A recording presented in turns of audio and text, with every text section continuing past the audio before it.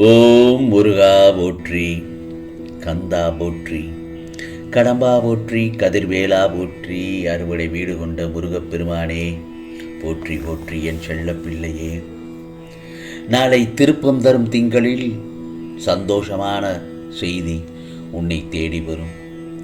இந்த முருகப்பெருமான் சொல்வதை கேட்டு சந்தோஷமாக தூங்கு என் செல்லமே. உன் வாழ்க்கையில் அவமானங்களும் காயங்களும் நிறைய இருந்திருக்கிறது. இதையெல்லாம் எதிர்கொள்ள முடியுமா? நீ தவிக்கும் தவிப்பு எனக்கு நன்றாகவே தெரியும். ஏன் தான் எனக்கு மட்டும் இப்படி நடக்கிறது என்று புலம்புகிறாய்? கவலைப்படாதே. அவமானம், வலி, வேதனை, அலட்சியப்படுத்துதல் இதெல்லாம் எதிர்கொண்டு நீ நிச்சயம் ஜெயிக்கலாம்.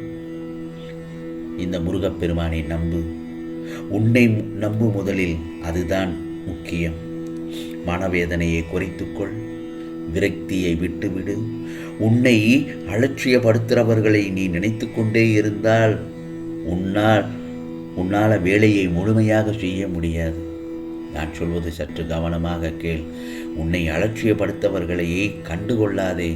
அந்த இடத்திலிருந்து நகன்று செல், அல்லது அவர்களிடத்தில் ஒரு புன்னகையை காட்டி நீ அவர்களிடத்தில் நடந்து வந்து வெளியேறிவிடு.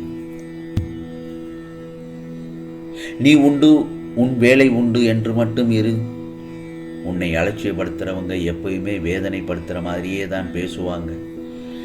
அதெல்லாம் அவர்களுக்கு தப்பாகவே தெரியாது. ஏனென்றால் அதுதான் அவர்களின் குணம். இதனால் உனக்குத்தான் மனசு பாதிக்கும். ஒவ்வொரு நாளும் வீணாக போய்விடும் என் செல்லமே. உன்னுடைய வாழ்க்கையில் முழு கட்டுப்பாடுமே உன்கிட்ட தான் இருக்கிறது.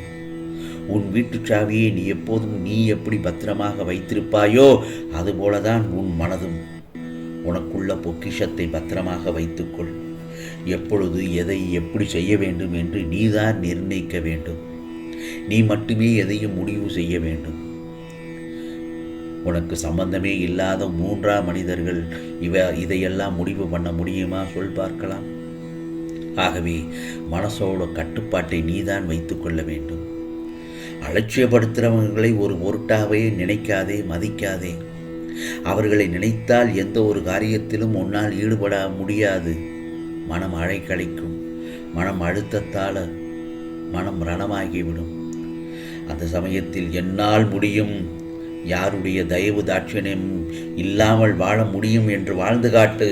அந்த சமயத்தில் தைரியமாக இரு, துணிச்சலோடு இரு, எதையும் எதிர்கொள். யார் முன்னிலையிலும் நீ வாழ்ந்து காட்டலாம். அப்படி இருக்கும் சமயத்தில்தான் உனக்கானது அனைத்தும் நல்லது ஒரு விதமாக மாற்றம் அடையும். புரிகிறதா? நீ நல்லதொரு குறிக்கோள்களை எல்லாம் அடையப் போகிறாய்.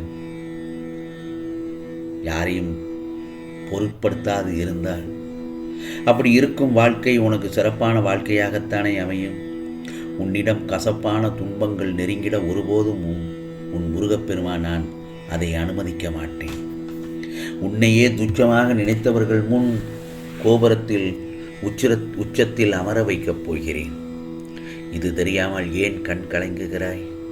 நிம்மதி இழந்து தவிக்கின்றாயே?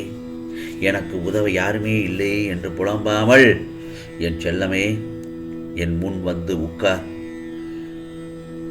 முருகா முருகா என்று என் நாமத்தை சொல்லிக்கொண்டே இரு.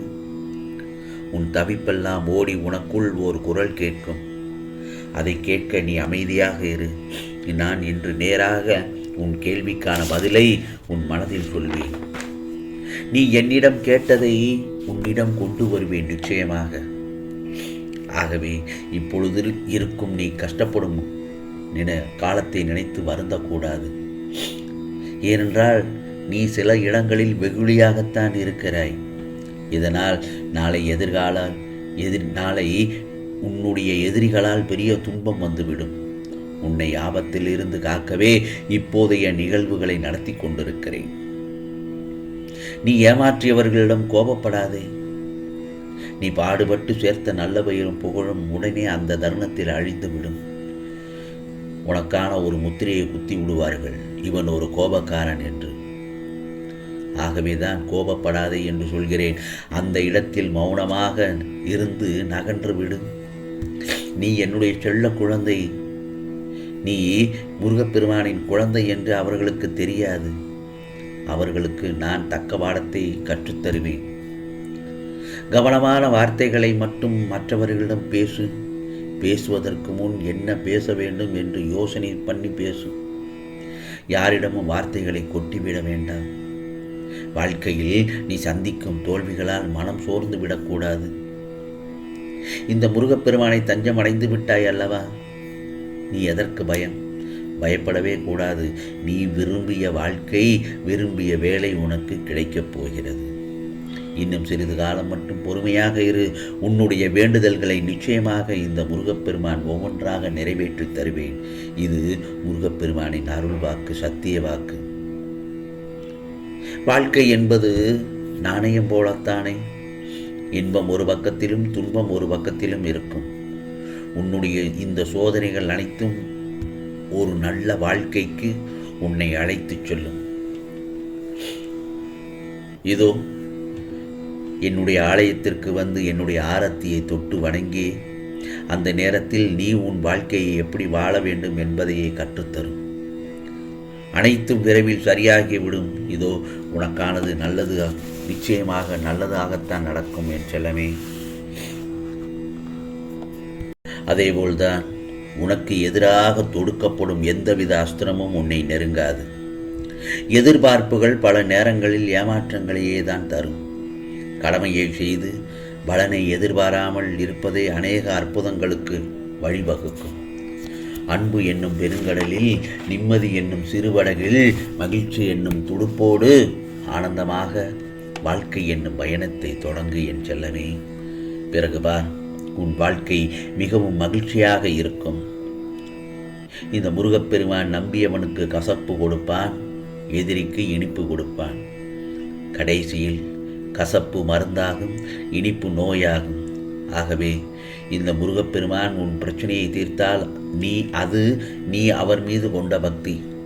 உன்னை விட்டே தீர்க்க விட்டால் அது அவர் உன் மீது வைத்த நம்பிக்கை.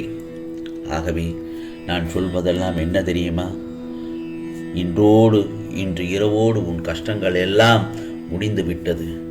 இனி உன் வாழ்க்கை நாளைய பொழுது சந்தோஷமாகத்தான் ஆரம்பமாகப் போகிறது. நல்லதொரு திருப்பம் தரும் திங்களில் சந்தோஷமான செய்திகள் உன்னை தேடி அடுக்கடுக்காக வந்து கொண்டே இருக்கும். இது முருகப்பெருமானின் அருள் வாக்கு, சத்திய வாக்கு. அப்படி இருக்கும் பட்சத்தில் நான் சொல்வதை கேட்டுவிட்டாய் அல்லவா? நிம்மதியாக தூங்கு. நாளைய பொழுது உனக்கான பொழுதாகத்தான் இந்த முருகப்பெருமான் உனக்கு அருள்வாளிப்பேன்.